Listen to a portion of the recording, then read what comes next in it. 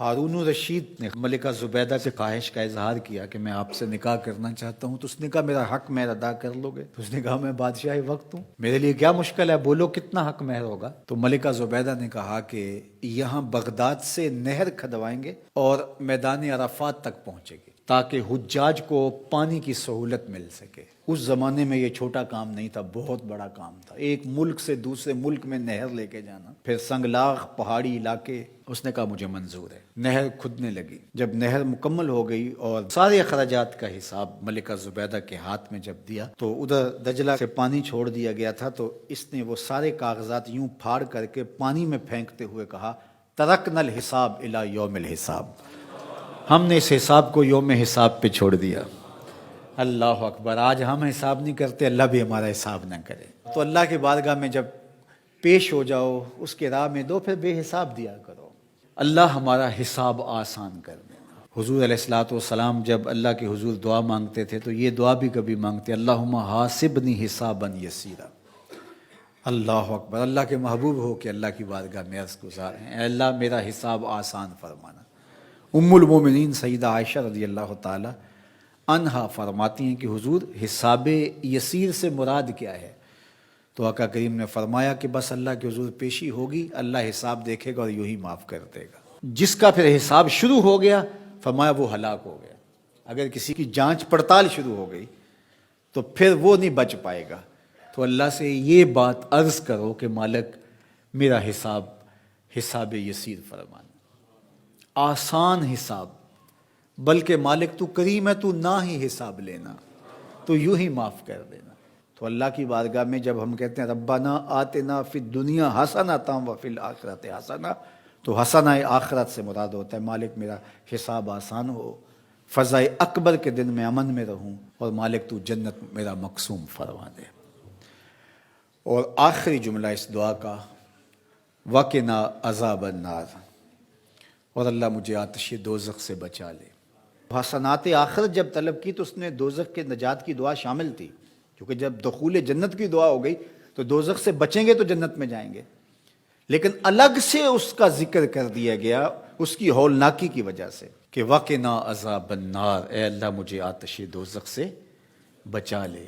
اللہ اکبر! حضور نے ایک دن جبریل امین سے پوچھا مجھے جہنم کے عذابوں کا ذکر سناؤ، تو جبریل امین نے کہا حضور اخف العذاب، سب سے ہلکا عذاب جو جہنم میں جہنمی کو دیا جائے گا وہ یہ ہوگا کہ اس کے پاؤں میں آگ کے جوتے رکھے جائیں گے۔ ویسے تو آگ میں ڈوبے ہوئے ہوں گے، آگ کے کنویں میں پھینک دیے جائیں گے، آگ کے پہاڑ ہیں، ایسی وادیاں ہیں جن سے جہنم بھی ایک دن میں 700 مرتبہ پناہ مانگتی ہے، لیکن سب سے ہلکا عذاب، اخف العذاب، سب سے خفیف ترین عذاب جو جہنمی کو جہنم میں دیا جائے گا، اس کے پاؤں میں آگ کے جوتے رکھے جائیں گے، باقی اس کا آگ میں بدن نہیں ہوگا، یہ سب سے ہلکا عذاب ہوگا۔ لیکن یغلی منہما دماغہ، ان آگ کے جوتوں کی شدت اور حدت اور گرمی اور حرارت اتنی ہوگی کہ اس سے دماغ پگھل کے ناک اور منہ کے راستے سے باہر آنا شروع ہو جائے گا۔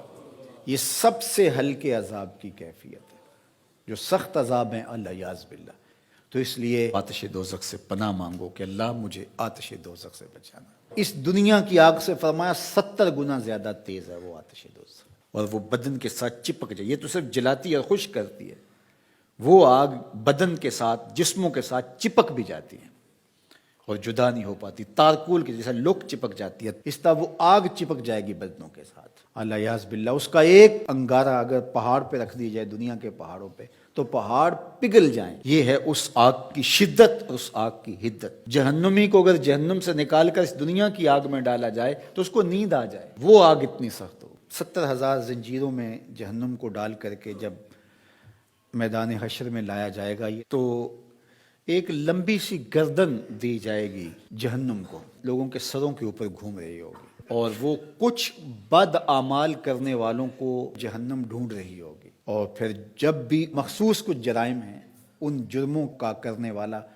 اسے نظر آئے گا تو وہ گردن وہاں سے دپوچ کے اس کو اپنے اندر پھینک لے گی، اور جب وہ انسانوں کے سروں پہ گھوم رہی ہوگی تو بدن تھر تھر کانپ رہے ہوں گے، کلیجے دہل رہے ہوں گے، کیا ہولناکی کا منظر ہوگا۔ تو اس لیے اللہ کی بارگاہ میں یہ تیسری دعا اس دعا میں شامل کی گئی، وقنا عذاب النار۔ اے اللہ آتش دوزخ سے ہمیں بچانا، اس دن کی سختیوں سے بچانا، اس دن کی مشکلوں سے بچانا۔ آئیے مل کے اللہ کی بارگاہ میں یہ دعا مانگ لیتے ہیں، ربنا آتنا فی الدنیا حسنۃ وفی الآخرۃ حسنۃ وقنا عذاب النار۔